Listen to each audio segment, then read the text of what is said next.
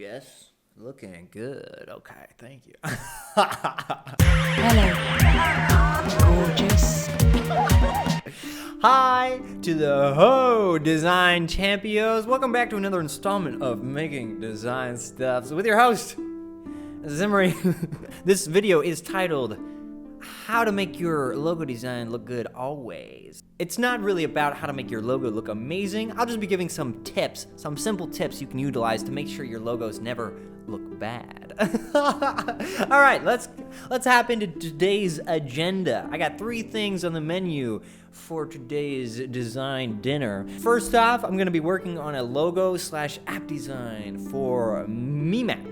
Second up, I'm going to be continuing the Spark Squared website design. And then third, I'm going to be working on the little animation intro for things I learned this week.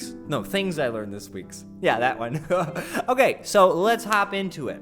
MeMap is a pretty awesome idea. Basically, you'll be able to walk around in real life, in virtual reality, and then see pictures that have been taken in that same location. Something like this image. Yes, so that's the idea for MeMap. We will be working on a logo idea for it, and eventually we'll be working through the entire app interface design as well. So I'm gonna get started on that logo. What's up, my homeboys and homegirls? Let's hop into how to make your logo look good always. Okay, here's number 1. Stay away from skinny lines. This applies to everything, but for example, if you're making a circle, the best thing to do is to make a circle and then just fill it. Just fill it with like a solid shape. The second best thing to do is you can have an outline, but just make sure the lines are a little bit thicker. Anytime you have a logo with like skinny lines, it's pretty difficult. So you can do it, but just most of the time try to stay away from it. Okay, number 2.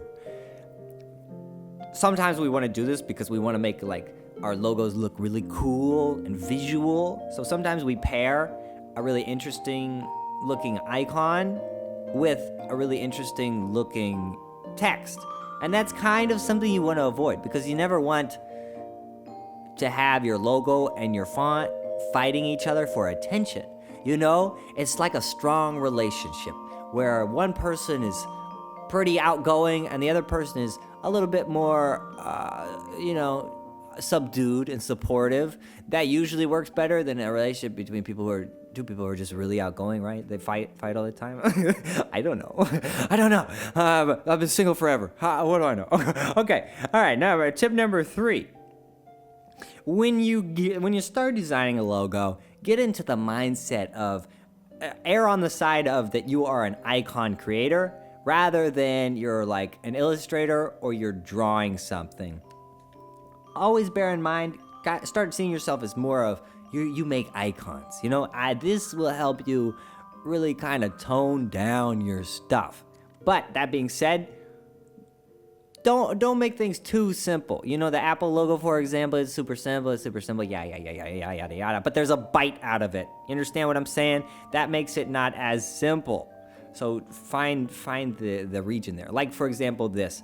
There's a screen. It's very simple, but there's a lot of actual info in this with the mountain and the sun and everything. Okay, let's get to tip number 4.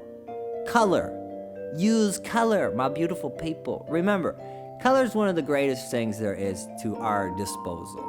Color can change so many things about your life and your design. Color is very important. You see a lot of people and a lot of like Instagram feeds where they have fantastic work, but all their logos are black and white, or they get like one color scheme that they really like, and then they always use that. But their potential is so much higher if they just like try to add in a bunch of colors and things. Yeah, it's hard to learn colors. Anyway, speaking of colors, this is the logo I came up with. MeMap, or MeMap, I don't know. There's blue bar. Please vote in the poll right now. There's blue burr boy, greenery boy, and multicolor boy. All right, thanks guys. By the way, I don't really know much about logo design, so, take all these tips with a grain of salt. Okay, all right. Catch you guys later in the voiceover. Okay, guys, make sure that you filled out the poll and let me know which map logo icon you like the best. Let's get started and let's hop into project number 2. So I have most of the flow and idea for Spark Squared website redesign, but I need to make an extra project page because the portfolio items will be on a separate page that you link into. So I need to design that page. And then what I really want to do is I want to mock it up. So it will be a working prototype, and I'll probably use Envision, which I think you can go from PSD to Envision pretty easily. So we'll see how that goes. It might be a horrid time. I might have a lot of difficulties.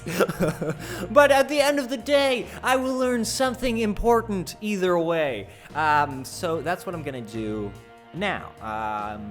Yes, so if there is a prototype ready and working, then I'm gonna send that idea off to Florian and he can experience it, and then hopefully we'll get some feedback and we will keep documenting the process.